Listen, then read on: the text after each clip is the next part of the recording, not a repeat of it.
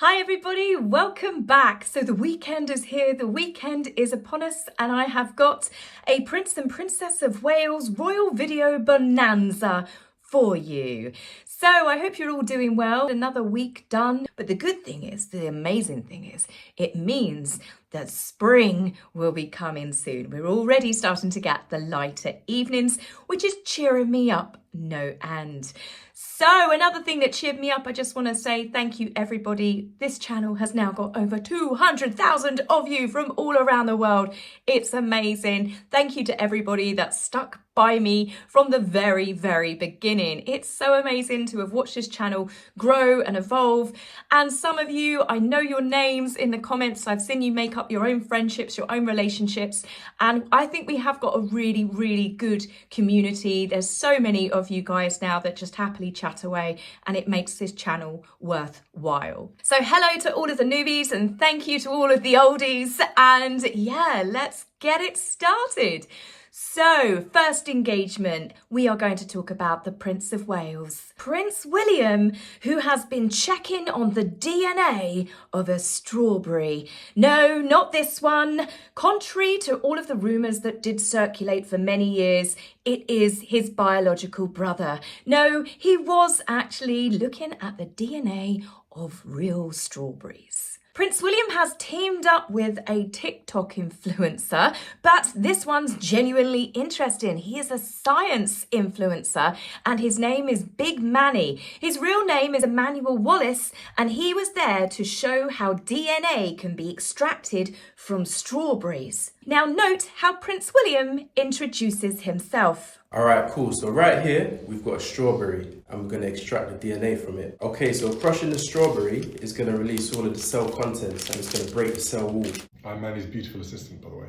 Okay, so we've got some rubbing alcohol here, also known as isopropanol, and this is going to cause the DNA to precipitate out of the solution. And right here, we have some strawberry DNA. Now, strawberries are octoploid, so they have more DNA than other fruits. I honestly did find that interesting, and I'm just worried now because I like eating strawberries. I'm worried there's going to be a lot of children that are now going to be going, right, I need to extract some DNA for some strawberries for a school project or something, and the next time I go to the supermarket, the strawberry section will be bare. So the prince's sudden interest in DNA extraction was because of his visit to Nature Metrics, who are one of the 2024 Earthshot Prize finalists who had secured a £25 million grant to help increase their research globally, allowing companies to measure and manage their impact on nature on a larger scale. By measuring and monitoring the biodiversity of ecosystems,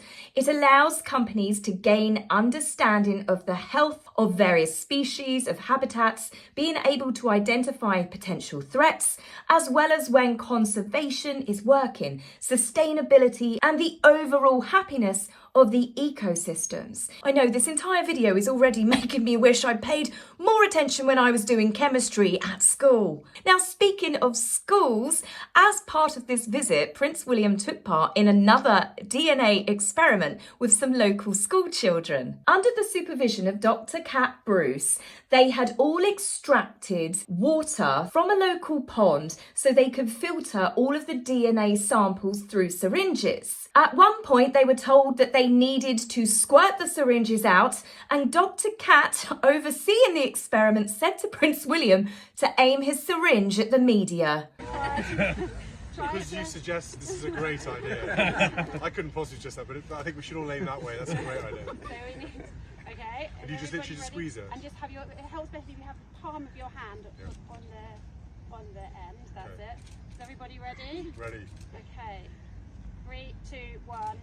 Squirt. Oh. Oh. Yes. Oh, nearly. So nearly. Clearly no encouragement was needed for him, really. Now, not quite being done with nature, Prince William earlier in the week had visited Blakemere Farm in Hereford. So the prince's visit was to learn all about the farm's environmental practices and how the family-run farm used regenerative farming as part of reducing their carbon footprint. Now, Phil and Heather Gorringe, who run the farm, took William on a tour to show him their new grain store, their regenerative farming equipment, and also they explained some of the practices that they use. But it's actually one of their other composting projects that the Prince was very, very interested in, and it involves creepy crawlies. Warning here if you don't like worms, but I won't show any video clips of them squirming around. It's a step too far for me. I can look at pictures of them. I know they're in my soil. I don't mind coming across them in the garden, but it's just when they move about, it's a bit bleh. So one of the companies that the farm has set up is called Wiggly Wigglers. And what they have are two types of bins, which is used for composting kitchen waste, organic waste. He got stuck in, happily sifting through the waste and inspecting the worms by hand. He's a braver man than me, but he was truly fascinated by the dark material that it creates.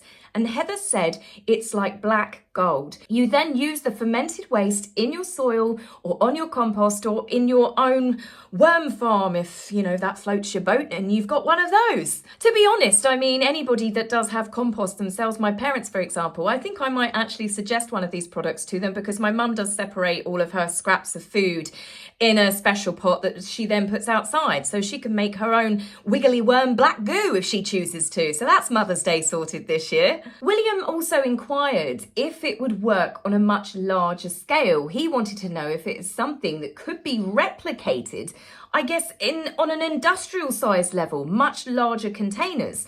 Obviously, with the Earthshot Prize, the regenerative farming practices were right up his street. The Gorringes and their team were really happy to have had the royal visit, and they said it was really uplifting for everybody. It gives the whole thing a boost that you actually might be doing something useful and might be on the right track. Heather went on to say, he's such a nice guy, isn't he? He seems really down to earth, and he's miles taller than I could have ever imagined. And as you can see from this photograph here, Heather is considerably smaller than the 6'3" Prince William. I mean, if you're gonna get a crick in your neck, at least you're looking at something very lovely to have done the injury. Now, moving away from Prince William, let's talk about our fabulous Princess of Wales, who did not one but two engagements in the same day, wearing her trusted £29 Zara dress. It's amazing, isn't it, how Catherine can wear just normal high street brands and she makes it look like she's actually wearing designer couture.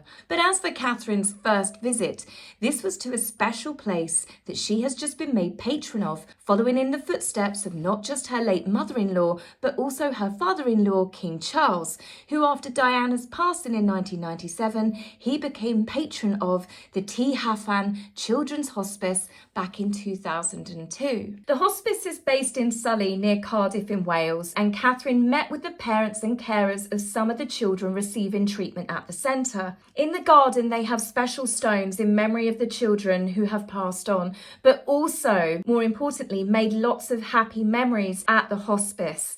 Rhiannon Mills reported that Catherine expressed that she wants to help break down some of the perceptions about hospices and show that they can be a place of joy and of solace. The princess took part in making hand-painted prints, which the king himself has got his when he was the Prince of Wales and did the same back in 2018. Catherine and the children were seen laughing as she helped paint some of the smaller children's hands and then had her hand painted as well. A beautiful red print, and please, the media, there you have it. You have a handprint. Her name is Catherine, not Kate Middleton. Thank you very much.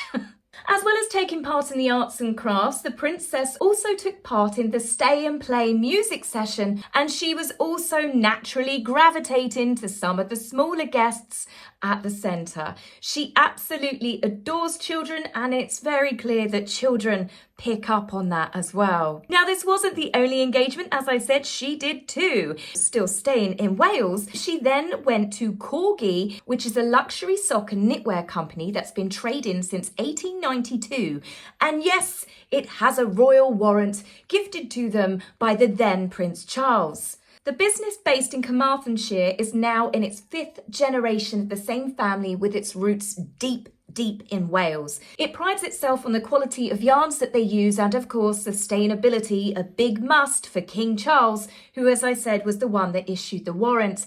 Catherine took a tour and met with all of the staff and even had a go at making some socks. Well, I guess that's Prince William's birthday and Father's Day sorted for this year. There was also a lovely moment caught on camera by a member of the public as Catherine was leaving the factory. Irene Alano, who was there with her family, managed to capture this very sweet moment between Catherine and a little girl called Lily Rose. Oh no! Oh my god! Oh my god! I thought you were. Hello. What's your name? Can I shake your hand? What's your name? Hello. Very nice to meet you. Is this your banana? Oh no, I think Is it squishy? Yeah? Let's feel. Oh my goodness. Oh. Does it? No. Oh no, it's lost its squeak, hasn't it? But thank you for coming to say hello. I heard you saying hello from all the way back there, so I wanted to come and say hello to you. Oh, very nice to meet you. And you. Thank you. You want to say hi? Very nice. He's a princess. I want to come and see your village and see what's going on here. I love seeing clips like this. It's so very rare that you get such crisp audio on it as well as footage. So just absolutely amazing. And it just shows how lovely Catherine is. And she cannot wait to meet and to take the time to speak to people, much like Prince William does. Now, let's talk about those two. Meghan has made it into the news because people have picked up that in Meghan's trailer for her Netflix show, will it air, won't it air? Nobody knows at this point. She's changed her engagement ring yet again. Yes, it's been completely redesigned 4 times now from when Harry sat there. He really thought long and hard how to make that ring special for her, and she redesigned it to make it exactly like the ring that her ex-husband gave her, and then she's just had more and more things done to it. But there's so many people that still wear their first engagement ring perhaps many years ago, where they didn't have a lot of money and they can upgrade it, and people don't, because it's what it signifies. And I just find that so desperately sad, even for Harry, who, as you know, I'm not his biggest fan. I just find that heartbreaking that she's just never happy, and she changed everything, which it was clearly obvious he thought about long and hard. It's not really surprising that Harry looks like he's had his very life force drained from him over the last few years. Can you imagine how hard it would be to keep someone like Meghan happy, if she could ever be happy? To be gifted a handmade gold ring with diamonds sourced from Botswana and Princess Diana's own jewellery collection, and for that to not be good enough? Well, Harry's got no hope, has he? Now, speaking of Harry, Harry has appeared on the front cover of another magazine with a new extra bit of photoshopped hair in. Where are all these Photoshop police now? He has appeared on the front cover of Hello magazine with the headline of "Fighting for his family." Well, as opposed to fighting with his family.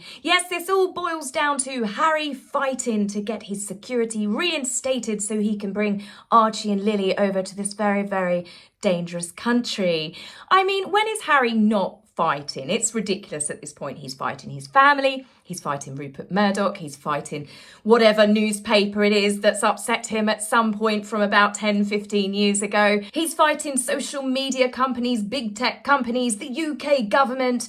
This is Harry, who is the saviour, the warrior, a crusader fighting for justice, or just a very large settlement figure. Harry's always got to make himself out that he's that soldier, isn't he? He's at war with someone. He's always fighting something. But the thing is, I think Harry is so angry and bitter he could start a fight in an empty room at this point. It's clear that Harry is just constantly looking for a battle somewhere, and he just might have found one that is going to be kicking up very soon. One that he thought he had managed to get buried under the Biden administration. And this comes down to Harry's visa status, or rather, did he lie on his visa being revealed to the US public?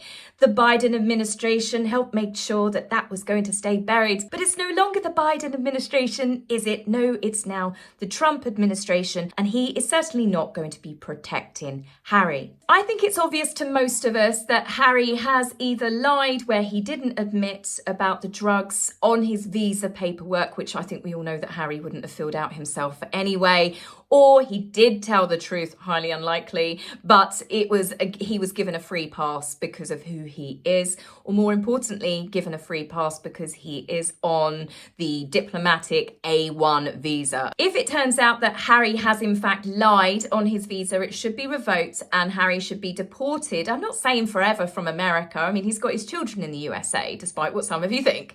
But it should be a case of the rules apply to other people where he then has to be drug tested, maybe a mental health assessment before his visa is reinstated. But I think he should be on a much lower level visa. And I also think, of course, if the Biden administration gave him a free pass and he did admit it, same thing. Sorry, if so many other people get kicked out of the country and they have to go through that, why is Harry being given special treatment? Especially in a country that fought a war to separate themselves from the monarchy. And of course, you've got Harry and Meghan swanning around with their British royal titles, demanding that people treat them as a prince and princess, and they then push the titles down onto their children when they first said that they wanted their children to grow up as private citizens and they'd let them decide when they got older. Well, they didn't last very long with that. It's, you must treat us special and you must treat our children special. And I think the only thing it's going to do, making sure Archie and Lily are called prince and princess, is probably help get them bullied. So it's becoming very obvious that Harry and Meghan behave like they are some sort of government officials, and often they get treated as such when you think that they appeared alongside the Pasadena mayor, Sarah Newsom recently to do with the wildfires, gaining access to military bases, remember when they went and they met with refugees, being given tours of disaster zones, and even being given audiences by emergency services. This is a story that I didn't mention last week that came up. Harry did another solo trip to go meet some firefighters. Quickly, it was defended saying that Harry didn't take photographers with him. These photographs were all uploaded by the people that were there onto social media. But I find it highly doubtful that Harry didn't tip off people of exactly where he was going. So Harry recently was invited to meet with several fire crews. Here he is holding an audience with the South Dakota firefighters who were helping with the California wildfires. And I've got to ask this question. What purpose did it serve other than PR for Harry?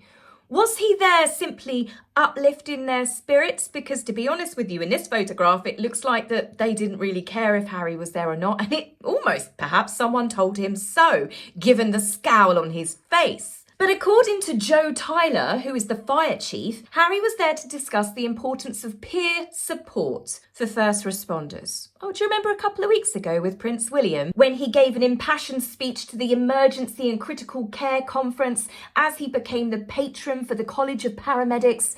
The Prince of Wales is behind several mental health projects that support emergency workers and often praises the incredible jobs that these people have to do. It's almost as if Harry's going, I want to be like William still, isn't it? Because I find this really bizarre. But as I said, what has Harry got behind him to be able to get access to these fire crews? What is he promoting? What is he able to give them? He's not a royal, he's not a government official. What exactly can he offer them other than a subscription to a mental fitness app? Better Up? A few people on social media have said that's why he was there. He was actually there to try and push that particular product.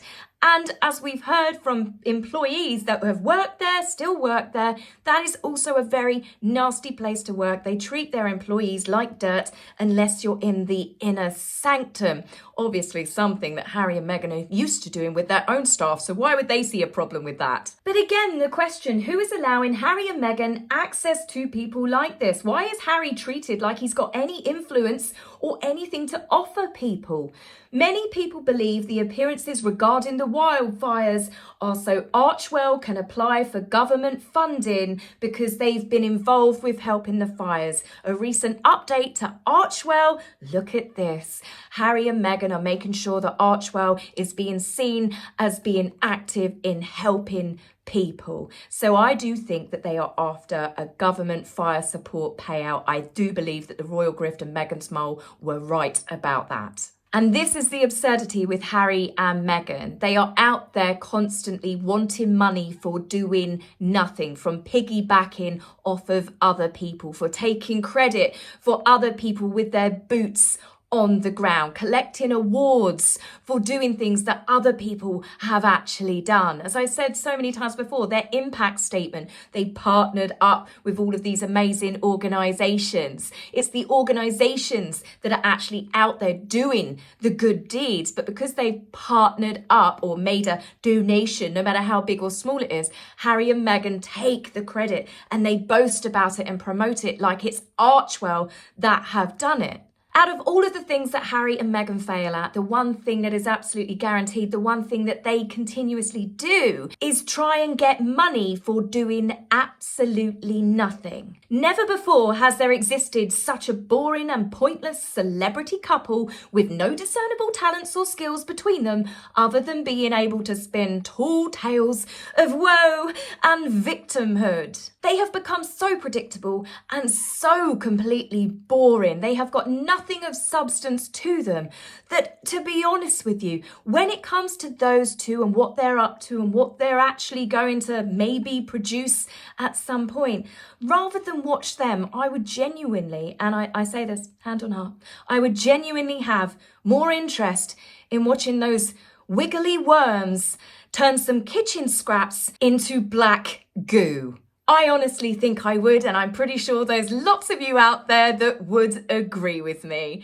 So guys, tell me your thoughts, tell me what you think. Do you think the Heritage Foundation might actually get further now that Harry is not going to be getting the assistance of the Biden administration? I don't think Donald Trump will be taking any phone calls from Harry, but then, to be honest with you, I don't think many people are these days. So guys, that's it for me on this video. I will be back with you very soon. Take care for now.